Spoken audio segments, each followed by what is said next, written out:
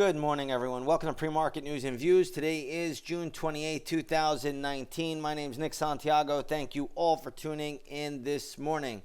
All right, looking at this market today, we have the highly anticipated G-20 starting up, and we'll see what we get out of that. But in the meantime, the futures are trading higher by 7 3/4 points to 29.39 per contract. So futures moving up ahead of the highly anticipated G20, which is taking place, and we'll see what comes out of there. Many people are expecting a trade truce between the United States and China. We'll see if that does occur. We'll see how the markets react. In the meantime, let's get into stocks in the news. The first stock we're going to look at today is Nike. So this is the big retailer, shoe and a sport apparel maker. You're going to see the stock right now is trading at $83.74. It's basically right where it closed yesterday.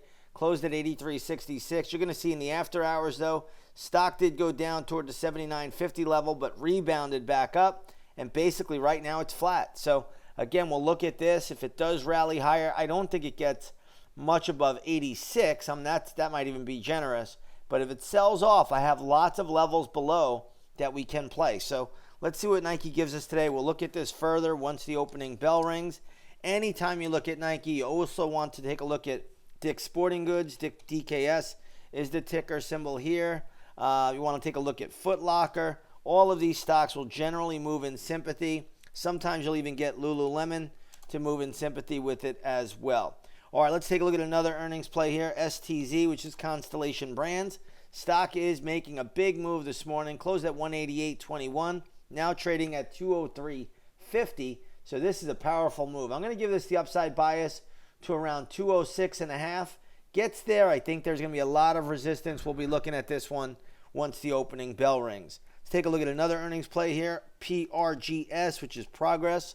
What you're going to see here, this stock is getting a nice little bump. Closed at $40.63. Now trading at $47.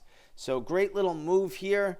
The stock is now in an uptrend, but one thing I will say, it's overbought, and you have a lot of weekly chart resistance. I'm going to pull up a weekly chart here and just show you what I'm looking at.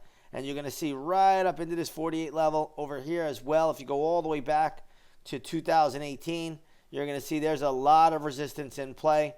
But nonetheless, stock is having a great move considering it was trading at $40 yesterday. Let's take a look here at Apple. Apple in the news. They lost their design person over there. Looks like the stock right now is starting to recover. It sold off big on that news, but nonetheless, stock is recovering. I think it's an overreaction. So when you look at Apple right now, I don't think there's anything terrible here. It looks like the person that was in charge, Johnny Ive, very, very popular designer, is leaving and starting his own firm, but he will still be working with Apple. So again, not that big a deal if you ask me. I think it's an overreaction, but that's what the markets do. All of the bank stocks are higher today. JPM is up. Bank of America is up. Goldman Sachs is up. Morgan Stanley is up. Citigroup is up. And just about every other bank stock is up on the CCAR results. That's basically a stress test. It's going to allow the banks to pay higher dividends. It's also going to allow them to buy stock back. So again, share buybacks are definitely a catalyst there, and that is lifting all of the financials today. In fact, you could see the XLF with a pretty good little pop, and we'll see how that plays out. Overall, I don't think the XLF gets much above the $28 level, but we'll see if it could even get there. Let's take a look at a couple of upgrades and downgrades here. It looks like Bloomin' Brands, BLMN, which is Outback Steakhouse, getting an upgrade today. It looks like that is trading at $18.82. Basically right where it closed, no movement there. Darden, DRI, I believe that's a downgrade, no movement there. And then you got Wingstop, which has been a powerhouse. That is down a little bit, but no volume there. Don't make much out of it. So we'll see how this plays out. Shifting gears here a little bit, let's go over to the gold market. Gold futures this morning are trading higher by $4 to $1,416 an ounce. If you take a look at the GLD this morning, that's trading at 133.28, up from 132.84. So little bump in the GLD. Gold futures up $4. Gold needs to consolidate a little bit more and digest those recent gains. then I do think it could move higher down the road a little bit. But right now, it's still in an overbought condition.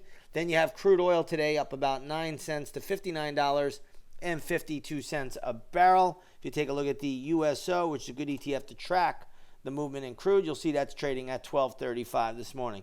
So again, we have lots of things out here. We have the big G-20 going.